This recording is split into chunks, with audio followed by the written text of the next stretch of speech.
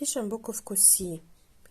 Она, конечно, на мой взгляд, гораздо проще, чем буковка И буковка Б. Итак, стрелочка справа налево. Вот стрелочки, это очень важно соблюдать, потому что они не просто так придуманы, они помогают впоследствии писать быстрее. Здесь просто мы формируем кружочек, у которого отсутствует, допустим, один кусочек, так скажем, да?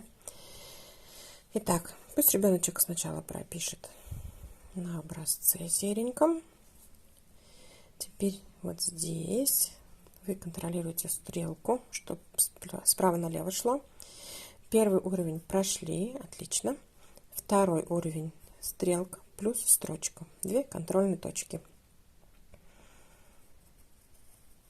Хорошо.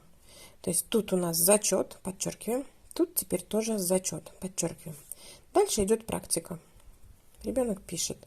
Среди них появляются обязательно, как правило, буквы, которые не удались. Их вообще не обсуждаем, никак на них не смотрим, не реагируем. Мы должны просто, важно, вот здесь очень важно, как всегда в буквах наших, подчеркнуть. Я подчеркиваю те, которые мне понравились. Это то, что вы говорите своему ребенку.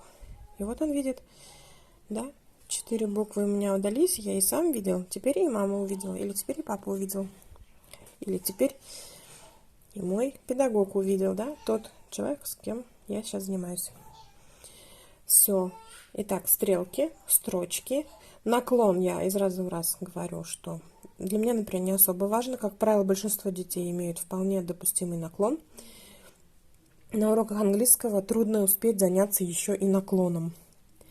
Самый важный элемент – это подчеркивать буквы, которые понравились, без критики. Прописи, которыми я занимаюсь на данных уроках, это вот самый распространенный, по-моему, на сегодня учебник, один из самых распространенных Spotlight. Это у меня рабочая тетрадь Workbook, 2 класс.